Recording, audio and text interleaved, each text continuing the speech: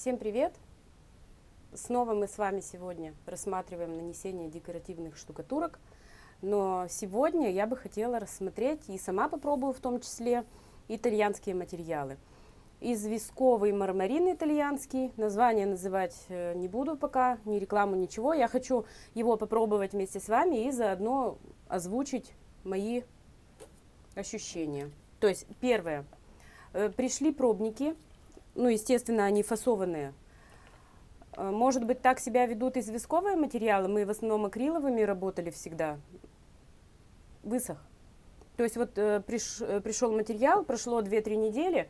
Мы сейчас его пробуем, и он такой сухой. То есть я его разбавила водой. Я его очень долго перемешивала. Разбавляла и перемешивала, и он там комками. То есть вот эти комки мне очень тяжело пришлось перемешивать. Возможно, это не то чтобы Италия, это, наверное, себя так известковые материалы ведут. Пробуем наносить. Ну, вот такой вот жиденький он у меня получился, раз я его разводила, консистенцию толком не знаю. То есть вот такой материал. Предположим, это у вас стена. Ну, мы какой-нибудь марокканский стиль сейчас попробуем. И наносим.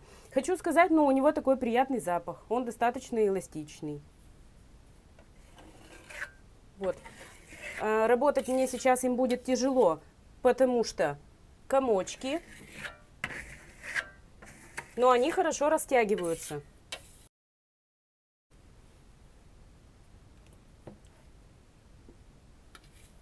Так, мы наносим материал тоненьким слоем.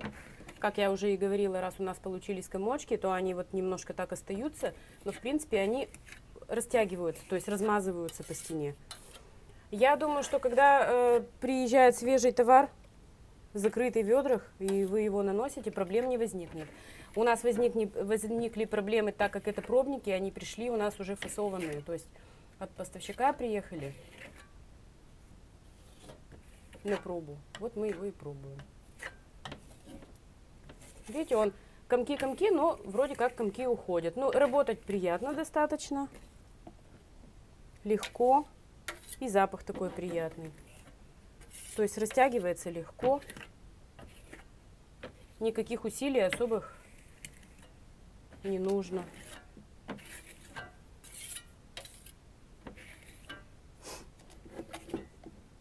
Так как мы итальянцами не работали в основном, ну, работали очень-очень давно и пару раз только, и то это были материалы, краски, то есть это не были известковые. Почему-то у нас в регионе используются в основном акриловые материалы.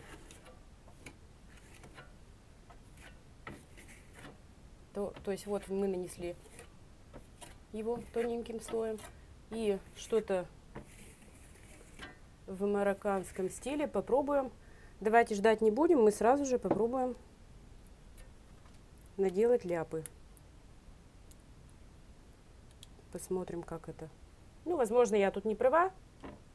Если что, там в комментариях напишут специалисты, если я где-то ошибаюсь.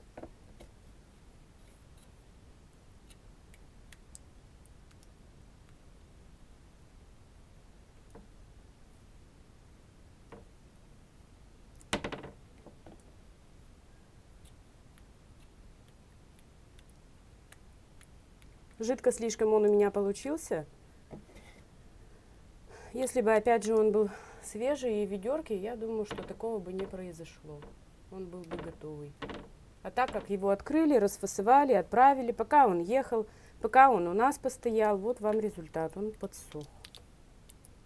Хотя с нашими, например, с акриловыми, российскими, такого не происходит. Он не высыхает, он стоять может сколько надо. Даже через 2 года его открываешь, и никаких проблем нет.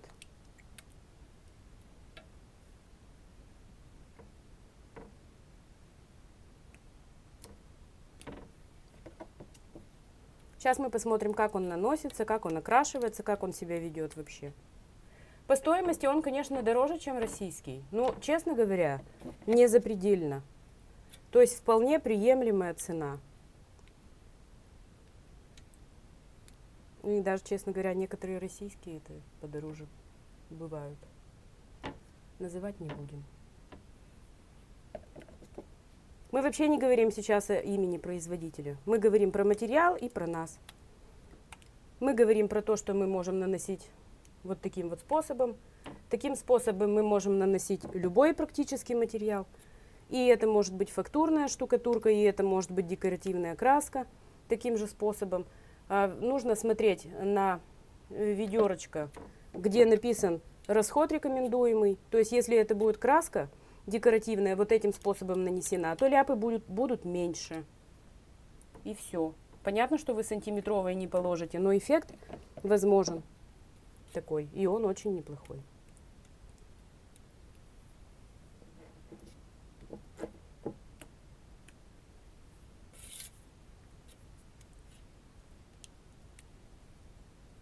Здесь добавим чуть-чуть. Куда еще добавим? Шлепочек какой-нибудь добавим. Вот сюда, например.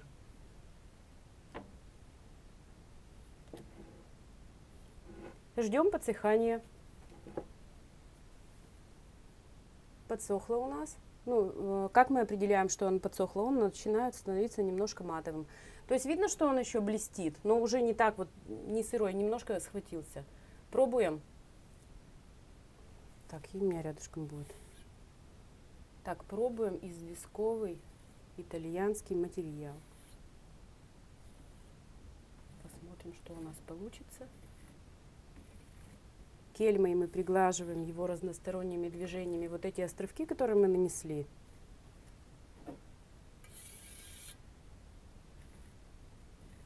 Мы их приглаживаем вверх-вниз.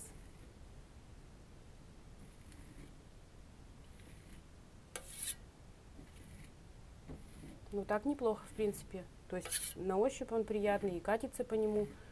То есть такое первое впечатление. Несмотря на то, что там были комочки, я ожидала худшего. Я думала, что я вообще его сделать не смогу с этими комками. Даже сейчас по пути мне маленькие попадаются, вот видите? И я их убираю.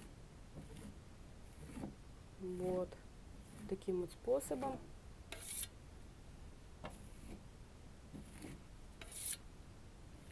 Ну, прикольный такой материальчик.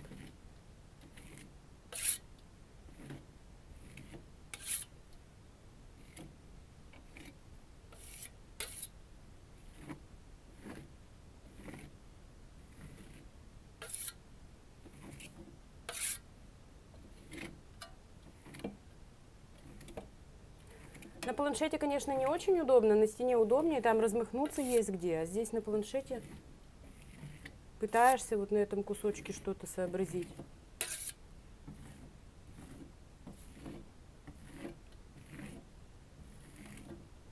Этот же эффект можно сделать из многих российских материалов. Ну, конечно, они немножко иначе, и чувствуешь их иначе, и запах у них другой.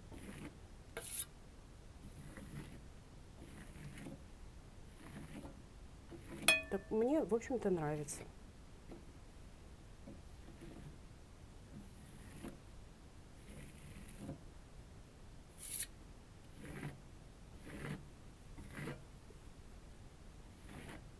Я бы хотела, чтобы все верхушки были прямо гладкими. Почему я сейчас его тру?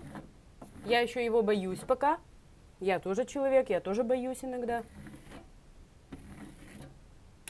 То есть материал не пробовала, не чувствовала, поэтому я его побаиваюсь пока.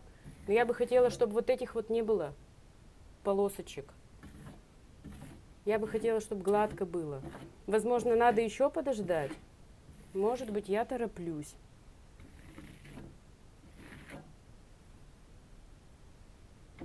Еще немножко подождем.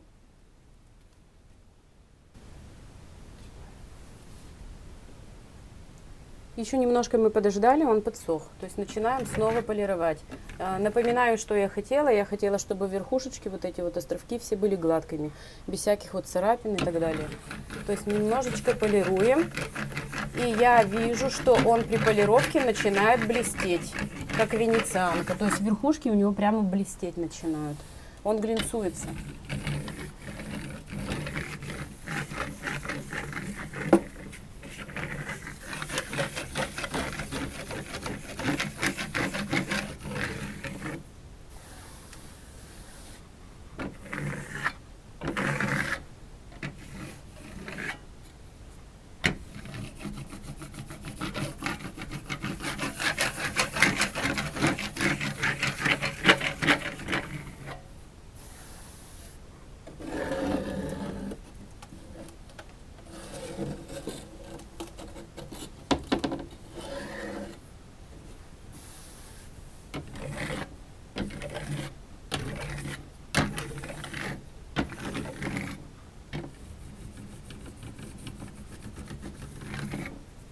материал до сих пор рабочий, то есть его до сих пор можно подправлять.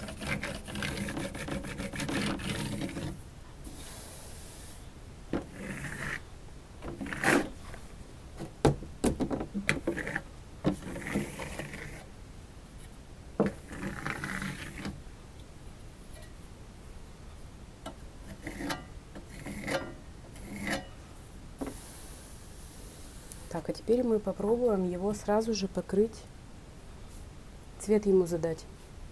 Пока вот эти верхушечки, ну то есть они уже высохли, да, но они еще влажненькие. Вот мы сейчас попробуем ему задать цвет. Сейчас, минутку, у меня есть воск. Получится или нет, не знаю, но попробуем. Так, нет, не получится.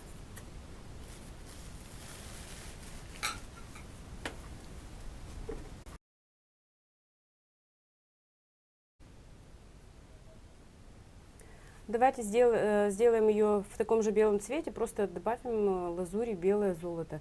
Перекрасить, затемнить и так далее мы всегда успеем. Пока не будем, пока мы попробуем.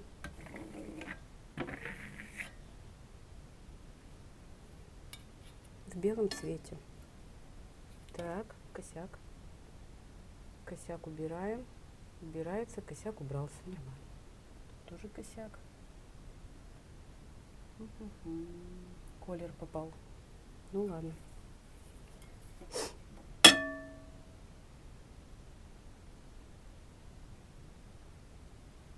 Надеюсь, такого больше не повторится. Продолжаем. То есть мы покрываем защитным средством воск и добавили в него лазурь белое золото. Цвет как будто бы сравнялся, да?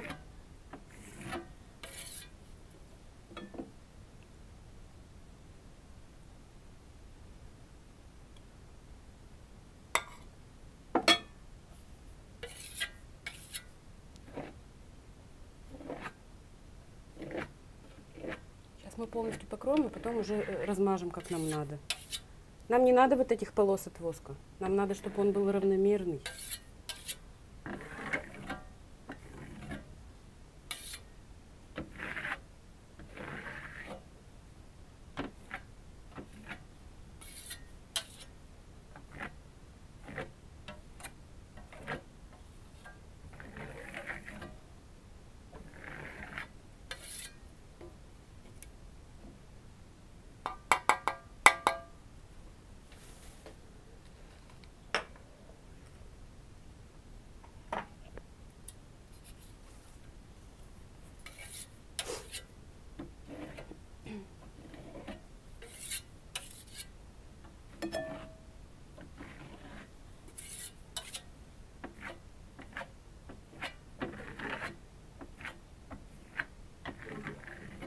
Кстати, недавно на одном из прошлых видео мы с вами реставрировали примерно вот подобный эффект. То есть реставрировали, у нас изначально был вот такой планшет, а мы из него сделали потом совершенно другой. Вот там пролистайте видео, есть написано Marmara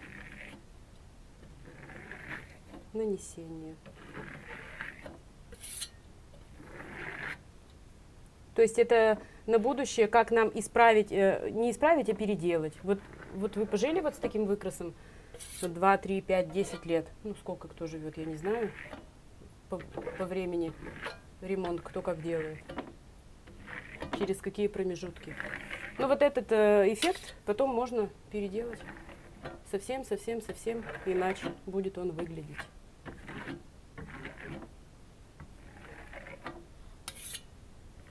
Так, что мы хотим от воска? Воск с лазурью. Нам нужно его покрыть однородно, чтобы он внутрь вот этих вот, в проплешинки вот эти, он забился погуще слоем, а сверху мы его стараемся снять. И чтобы не было вот таких наплывов, смотрите, вот таких. Вот не надо. Вот так нам надо, ровно.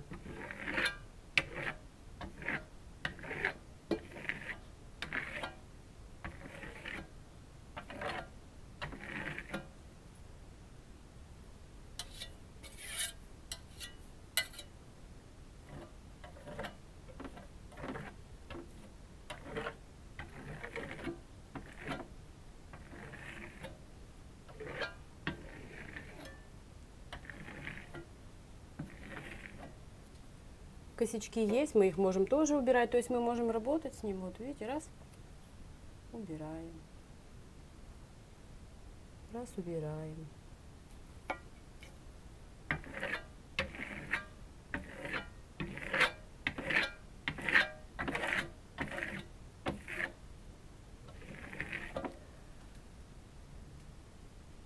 После того, как высохнет, мы покажем вам готовый результат.